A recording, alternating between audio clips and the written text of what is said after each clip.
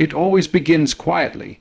You're just lying there, maybe scrolling your phone, maybe staring at the ceiling in a dark room where silence should feel safe. But something feels off. Your heart isn't racing, but something inside your chest feels unsettled, like there's a question trying to form but refusing to take shape. And then it starts, that one thought, small, almost harmless.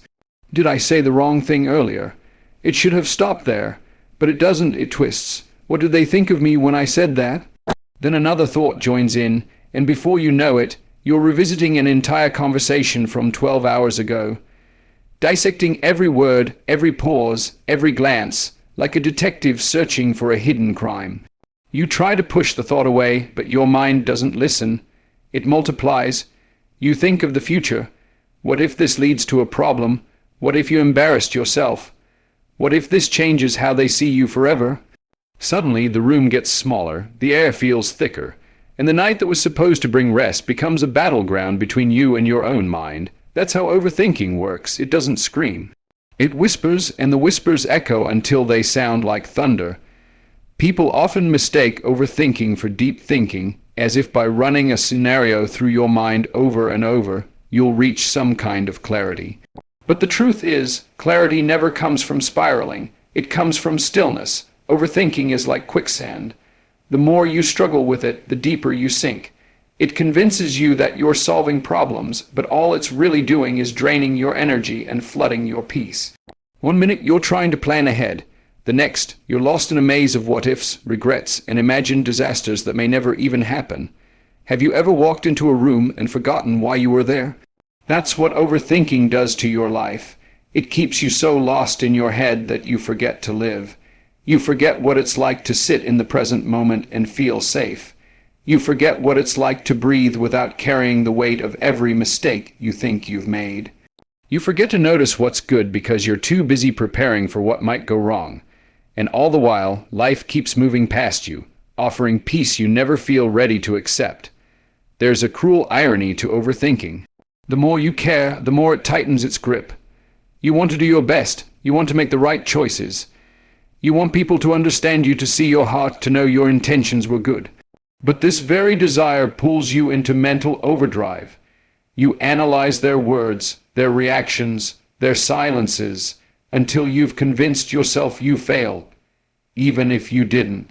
You relive moments that are long gone, hoping to edit the past with new thoughts, new versions of yourself that never existed in those moments. But the past doesn't bend to your analysis, and the future won't answer your worries. All you're left with is a present moment you're too anxious to enjoy. But here's what changes everything. That voice in your head, that rapid stream of thoughts that won't shut off, that's not asterisk you. Asterisk, that's your fear wearing a disguise. That's your nervous system trying to keep you safe. It means well. It's trying to protect you from rejection, embarrassment, and pain. But it doesn't realize it's hurting you instead. You don't have to listen to it.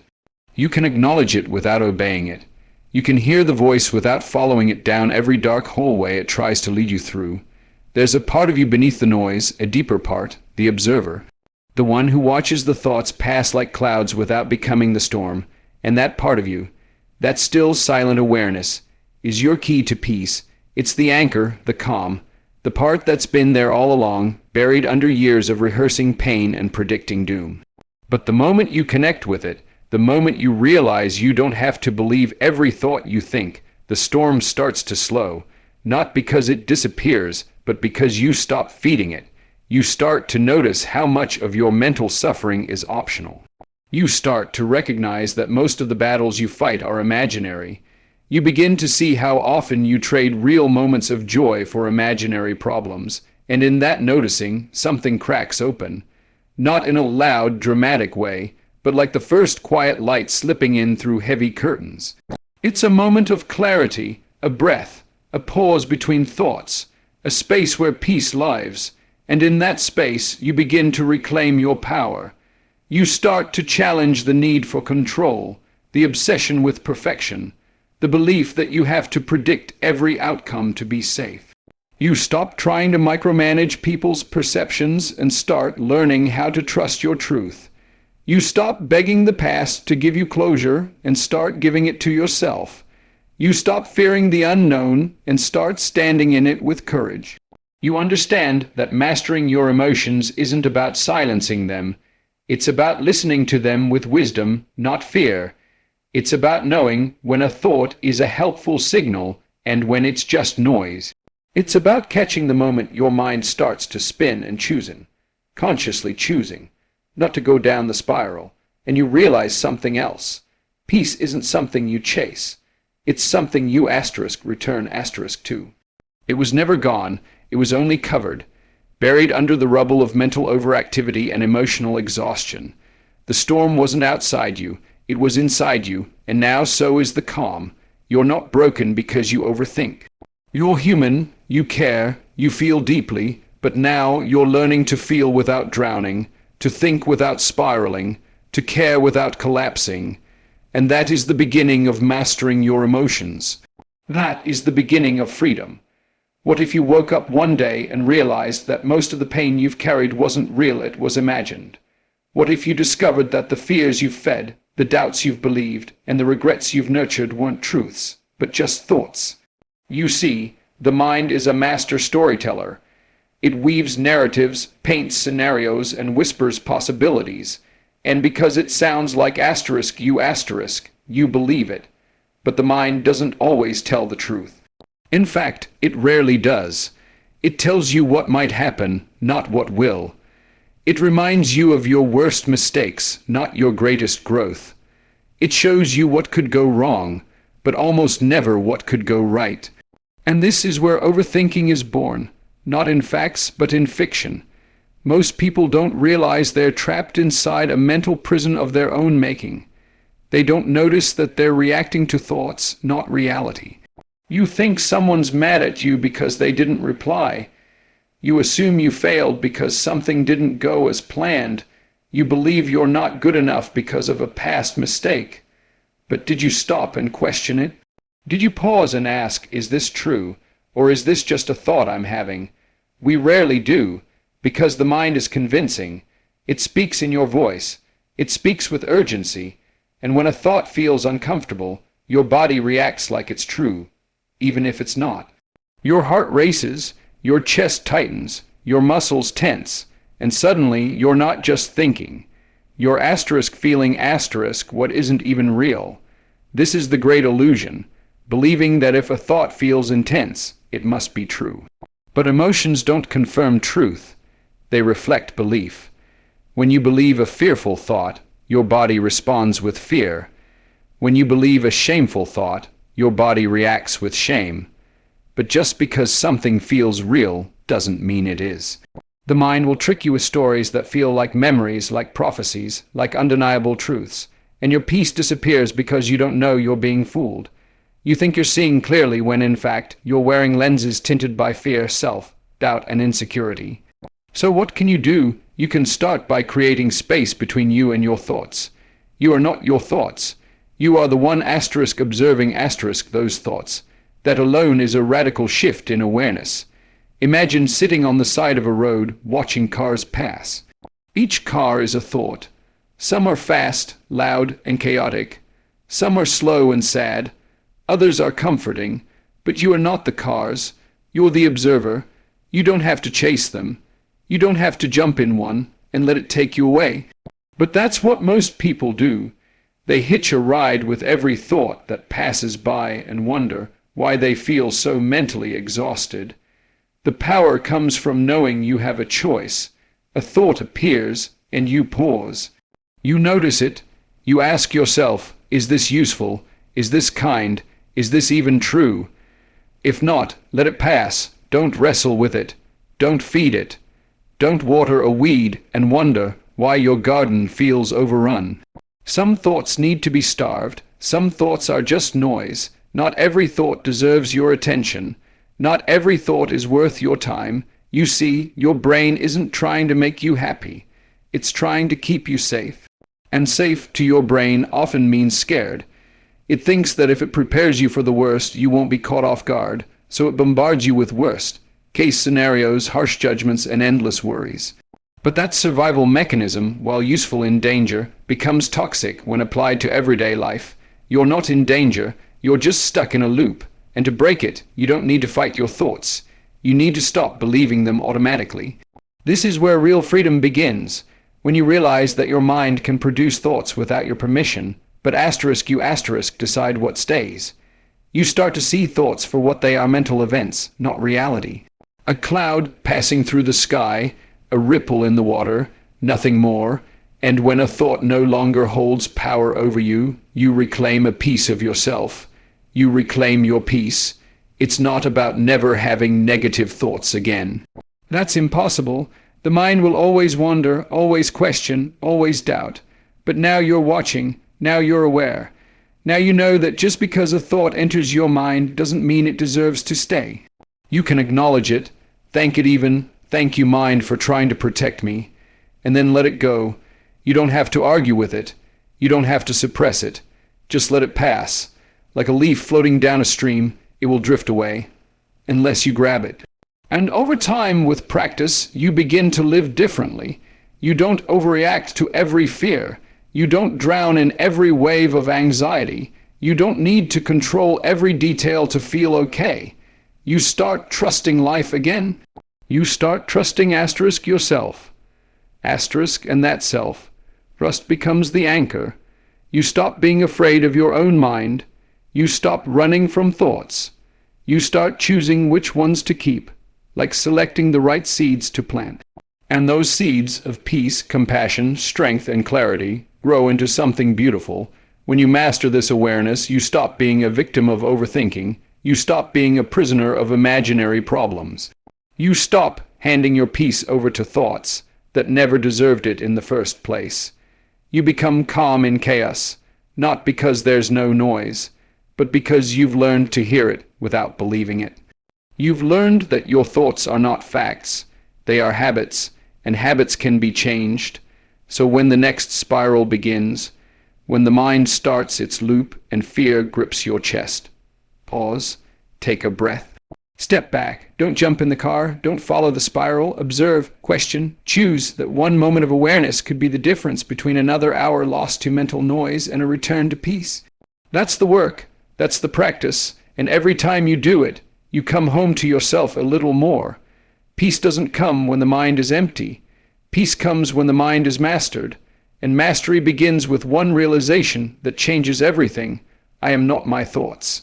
I am the one who chooses which ones to believe. There's a moment, barely noticeable, when overthinking begins. It doesn't shout. It slips in quietly during a pause between tasks or in the stillness of your evening. Maybe you're alone in your room, staring at your phone without really seeing anything. Maybe you're driving, and a single thought floats into your mind, and you don't catch it. You don't question it. You engage with it. It seems harmless at first. Just a quick replay of something you said or something someone said to you. But then it grows. You start analyzing it, inspecting the tone, the expression, the meaning behind the words. The spiral has begun, and just like that, you're no longer in the room. You're lost in your head, walking deeper into the maze, forgetting where you started and unable to find the way out. What's terrifying about overthinking is how normal it feels. You convince yourself you're just trying to understand, trying to plan better, trying to be prepared. But it's a trap. It's a loop with no exit, a conversation with yourself that keeps turning into an argument. You keep thinking that just one more mental replay will give you relief, that if you understand the situation from one more angle, the anxiety will finally stop. But that's not how it works. The more you think, the more tangled you become. And you start mistaking movement for progress. You feel like you're doing something, but all you're really doing is exhausting yourself. Overthinking is mental noise that disguises itself as productive thought. It's the same scene replayed endlessly on a screen, with the volume turned up louder each time, but the scene never changes. The ending never becomes clearer. The only thing that shifts is your emotional state. You become more anxious, more drained, more distant from the present. You lose touch with your senses. You can't taste your food. You can't enjoy the song playing in the background. You're there, but not really there. Your body's in the moment, but your mind is running laps around something that probably doesn't even exist the way you think it does. And here's what most people don't know. Overthinking isn't a thinking problem. It's a asterisk feeling asterisk problem. It's your mind's attempt to solve a feeling it doesn't want to feel. You feel uncertain, so you overthink to feel certain. You feel vulnerable, so you overthink to feel safe. You feel guilty, so you overthink to feel justified, but the mind can't solve emotions. It can only analyze them, and often poorly. That's why you spiral. That's why you go in circles. The real answer was never in the thought. It was in the emotion you were avoiding. So what do you do when you catch yourself spiraling? You interrupt it. You don't let the loop complete. You break the rhythm. Because once a spiral gains momentum, it becomes harder to stop. You don't need to wait for it to run its course. You can choose in the middle of it to say, not now. And one of the most powerful ways to do that is with your body. Overthinking lives in the mind, but you can disrupt it through movement. Stand up, stretch, walk, breathe, shake out your arms. Do anything that connects you to your body, because the body lives in the present. And overthinking only survives in the future or the past. When your mind won't shut up, your body can be your ally. A few deep breaths can send a signal to your nervous system that you are not in danger, that you don't need to keep analyzing everything. Overthinking is your body's way of bracing for something that hasn't even happened. When you relax your body, you send a message that it's okay to let go. Sometimes that's all you need, a signal, a pause, a breath. Another way to break the spiral is to speak the thought out loud. When it stays in your head, it grows unchecked. It loops and mutates and gets tangled with every other fear and insecurity you've ever had. But when you say it out loud, you often realize how irrational or exaggerated it sounds. It loses some of its power. Or write it down. Put the thought on paper and read it back to yourself. Create distance. Because when a thought is swirling in your mind, it feels like truth. When you see it in front of you, it becomes what it is, a sentence. Words, nothing more, and here's something else you need to hear. You don't need to wait for the overthinking to stop before you take action. Most people believe they have to feel perfectly clear, perfectly calm, before they can move forward. But that's a lie the mind tells you to keep you frozen. The truth is, action asterisk breaks asterisk the cycle. It doesn't wait for it to end. Sometimes the only way out of the loop is to do the thing your fear says not to do. Make the decision, send the message, start the task, speak your truth, and in the doing, the thoughts start to dissolve. You realize you never needed to think more. You needed to act. Overthinking often shows up when you feel out of control. So your mind tries to take the wheel. It creates plans. It replays memories. It builds alternate realities. But that kind of control is an illusion. The real control comes from acceptance, from the courage to say, I don't know what will happen, but I will handle it. That one sentence holds more power than 1,000 anxious thoughts, because peace isn't found in figuring everything out. Peace is found in trusting that you'll be okay. Even if you don't, you have to remember, your thoughts are not always on your side. Your mind is not always your friend. It is a tool, a machine. It will generate ideas, questions, fears, and fantasies all day long. That's what it's built to do. But you get to decide which ones matter. You get to decide which thoughts are worth listening to, and which ones are just noise. You are not your thoughts. You are the awareness behind them, and in that awareness lies your power to interrupt, to redirect, and to choose peace over chaos. Overthinking may not disappear overnight. It's a habit, and like all habits, it takes time to unlearn. But every time you interrupt the spiral, every time you take a breath instead of going deeper into the loop, you train your mind to respond differently. You teach it that you are not afraid of uncertainty, that you don't need to rehearse pain to be prepared for it, that you don't need to run every possible scenario to be safe. Eventually, the silence won't feel so threatening.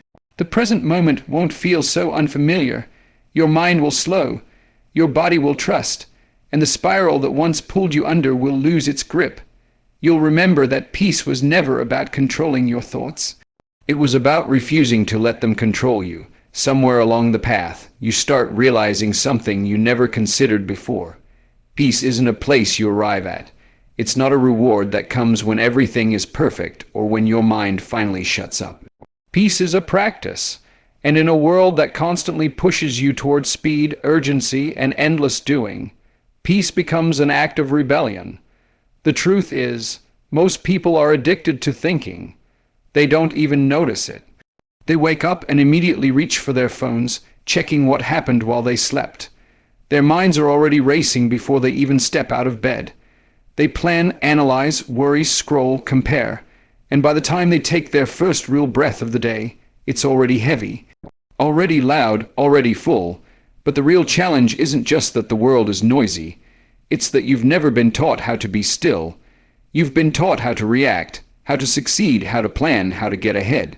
But nobody ever told you how to sit with yourself, how to breathe through discomfort, how to observe a thought without becoming it, how to allow space in your mind without needing to fill it with something. And this is the heart of why peace feels so far away. It's not that it's not possible. It's that we don't remember how to recognize it. Peace doesn't announce itself. It's subtle. It arrives quietly, often when nothing feels exciting or dramatic. That's why the mind often rejects it. It's not stimulating. It's not intense. It's not loud enough to drown out the noise that's always been there. So the moment you start feeling it, your mind will resist.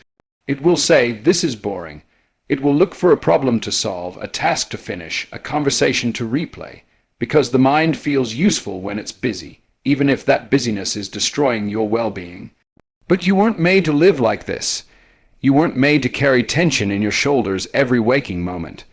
You weren't meant to live life as if something is always about to go wrong. You were designed to experience peace, not just as a moment, but as a state of being. Reclaiming that peace begins with noticing when your thoughts are dragging you into battles that don't need to be fought, noticing when your body is clenching, when your breath is shallow, when your mind is moving faster than your life. That noticing becomes awareness, and awareness is where transformation starts. Because once you see what your mind is doing, you're no longer under its control. You're no longer a puppet pulled by every string of thought. You become the observer, the witness, the one who decides whether a thought deserves your energy. And slowly you begin to shift, not all at once. There will be days you forget, days you fall back into old patterns, days the noise is so loud it drowns out everything. But now you have the map. Now you know that peace is always available, not in some distant future where all your problems are solved, but right here, in this breath, in this moment, in this very heartbeat. You start to understand that peace doesn't require a perfect life. It only requires a conscious mind. You begin to appreciate the pauses, the stillness between thoughts, the quiet in the spaces where you used to fill everything with worry. And in that quiet, something beautiful begins to grow. Clarity, confidence, calm, not the kind that pretends everything is okay when it's not, but the kind that says, even if it's not okay, I can handle this. I trust myself now. That trust is the foundation of real peace, not the absence of chaos, but the presence of inner strength. And peace, once you cultivate it, begins to change the way you live. You don't rush into conversations trying to prove something. You don't waste hours obsessing over what someone might be thinking of you. You don't overanalyze every choice, every word, every step. You move with intention, not fear. You speak with kindness, not defense. You listen, not to respond, but to understand. You begin to show up for your life in a way you never could when your mind was running the show. You're no longer just surviving your days. You're living them. There's power in being calm when everything around you is frantic. Power in choosing not to engage with the noise. Power in saying, I don't need to think about that right now, and meaning it. That's not ignorance, it's mastery. The ability to direct your attention instead of having it hijacked by every uninvited thought. You stop giving away your peace to things you cannot control. You stop negotiating your mental freedom with every fear that knocks on your door. You stop giving your time, your energy, your heart to thoughts that aren't serving you. And the world won't always understand it. Some people might think you don't care, that you're too quiet, too slow. too calm, but that's only because they're still running, still chasing, still trying to fill something inside them with noise. But you'll know better. You'll know that stillness is not weakness, it's strength. It takes strength to not react. It takes strength to pause. It takes strength to walk away from mental battles you used to fight every day, and you'll carry that strength with you, not as armor, but as light, as presence, as peace that doesn't waver just because things aren't perfect. You'll start to trust the silence. You'll start to enjoy your own company. You'll stop being afraid of not having all the answers, because you'll know that peace doesn't come from answers. It comes from surrender. It comes from letting go of the need to control, to predict, to perfect. It comes from accepting what is and deciding to meet it with grace instead of resistance. And in that space, your mind will soften. Your heart will open, and you'll find yourself standing in the middle of a storm, not untouched, but unshaken. So yes, overthinking will try to return. Fear will knock again. Doubt will whisper its old lies. But now you're different. Now you recognize the signs. Now you remember the cost of entertaining thoughts that only rob you of the present, and you'll choose differently, not because you have to, but because you finally can. Because you've realized that peace was never something to be found.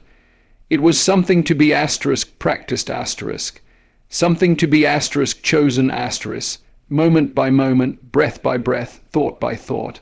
And that is the power you carry now.